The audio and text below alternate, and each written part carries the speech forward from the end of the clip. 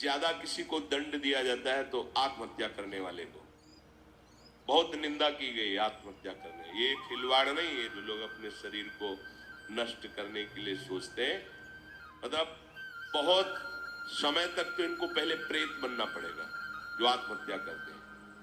तड़पते रहे, जल भी नहीं मिलता पीने को, बड़ा कष्ट में जीवन, फिर अधो योनियों को प्राप्त होते, बहुत मुश्किल।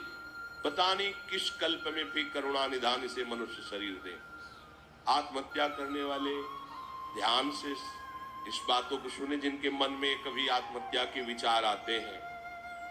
मतलब आप कल्प कल्प के लिए घोर दुख का बीज बो दिए। शरीर रोगी है या समय प्रतिकूल है या आप किसी पर विजय नहीं प्राप्त कर पा रहे, परीक्षा में पास नहीं हो पा रहे, या आपके अनुकूल कोई बात नहीं बन रही, तो मरना जरूरी है क्या? मरने से समस्या का समाधान हो जाएगा क्या? हम तो कहते हैं कि अगर तुम्हारे अंदर इतनी ही बात आ गई कि मैं शरीर को नष्ट कर दूंगा, अब जीना नहीं, तो आज से भगवान के लिए जियो, तुम दूसरों की कामना पूर्ण करने वाले बन जाओगे। अपनी कामना, मरने की जरूरत है, मर जाओ इस बात से कि आज से मैं अपना जीवन प्रभु को दिया।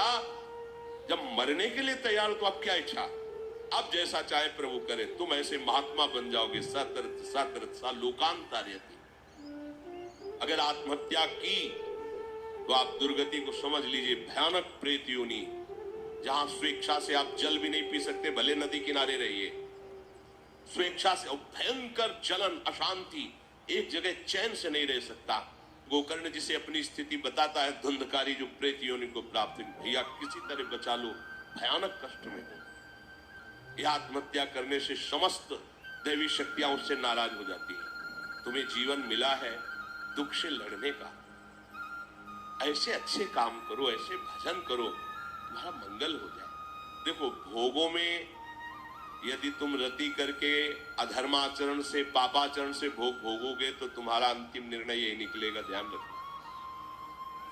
जब तुम धर्म विरुद्ध आचरण करोगे, जैसे कोई कहता है कि अभी तो छोटा बच्चा ही था, उसने कौन से पापाचरण किए, अभी तो 14-15 वर्ष का था, परीक्षा में ऐसा ऐसा। क्या भैया, एक जन्म का हिसाब नहीं चल रहा है, बहुत जन्मों का हिसाब चल रहा है। अगर उसके सुकृत काम करते तो माता पिता उसके ऐसे न मिलते कि उसको टॉर्चर करते, तभी तो ऊब गया जीवन से। अब किसको क्या कहें? हमें लगता है कि उसके दुष्कृतों के परिणाम स्वरूप ऐसा उसको वातावरण मिल जाता है कि कोई नहीं तो आत्महत्या करने का उत्साह नहीं आना चाहिए। हमें लगता है माता पिता को चाहिए कि अपने बच्चों से ऐसे मित्रता का व्यवहार करें कि उनके दुष्कृत नाश करने वाली भावना हृदय में जागृत हो, ना कि शरीर छोड़ने वाली। कोई बात नहीं, अगर इस बार फेल हो गए हो ना, तुम्हें और अच्छा ट्यूशन पढ़ाएंगे। और वो संसारिक लाभ, कोई लाभ जानने वाले जानते हैं, इतना पैसा लगाया बर्बाद। अब वो बेचारा छोटी सी बुद्धि का पूर्व के दुष्कृत परिणाम से प्रेरित हुआ और उसको लगता है मैं आत्महत्या, किसानी में सफलता नहीं मिल, लगता है आत्महत्या कर लूं, पति अनुकूल नहीं मिला, लगता है आत्महत्या कर लूं, पत्नी अनुकूल नहीं मिली, बोले आत्महत्या। ये कुछ निराकरण है तुम्हारी समस्या का? समस्या का निराकरण तो विवेक से होता है। आप भगवान का आश्रय लेकर के भजन करते हुए फिर विचार कीजिए तो आपको रास्ता मिल जाएगा।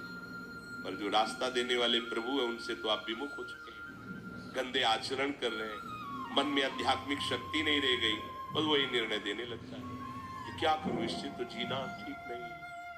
मरने के बाद जो दुख है वो तुम झेल नहीं पाओगे। आत्महा न तरेत सा आत्म, शास्त्र में कई जगह लिखा है वो आत्महनन गति जाए, ऐसा कई जगह लिखा है। इसलिए जहां तक शब्द हमारे श्रवणेंद्रिय में पढ़ते हो तो लड़ना सीखो समस्या से, समस्या से हारना मत सीखो।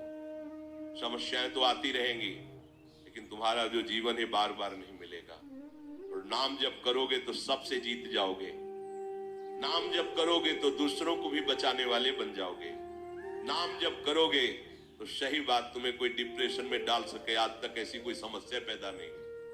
आप नाम जप करके तो देखो। और प्रभु से और प्रभु के नाम से आपका परिचय नहीं तो बस देहाभिमान में फूले जहां उस देहाभिमान में ठेस लगी तो लगा देह को नष्ट कर। अरे देह को नष्ट करना कोई समस्या का समाधान थोड़ी। प्रभु कह रहे हैं कि मनुष्य शरीर नौका है, गुरुदेव खेवैया है और मैं अनुकूल वायु हूं, सुख पूर्वक भवसागर से तर जाओ। यदि ऐसा नहीं हुआ तो तुम आत्महा हो, तुम आत्महत्यारे हो। जब उपासक अगर ऐसा मान लेता है कि हम पूर्व जन्मों के पुण्यों के फल से इस संसार से मुक्त हो जाएंगे, असंभव। पहले ध्यान, पुण्य एक छोटी वस्तु है, संसार भयावह समुद्र है। ये केवल भगवत कृपा से, गुरु कृपा से पार हुआ जाता है, पुण्य बलों से नहीं। आज तक कहीं इतना बड़ा पुण्यात्मा महाराज नृग, पढ़ के देखो भागवत, होश उड़ जाएंगे।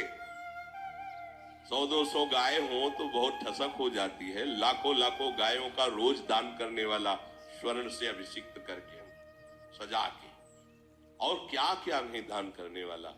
गिरगिट बना पड़ा था द्वारिका के कुएं में।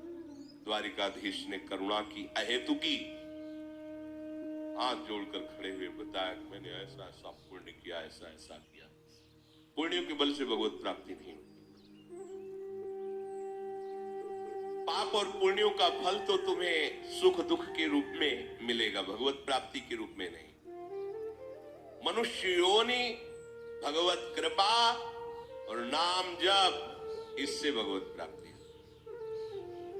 बहुत बढ़िया कृपा है।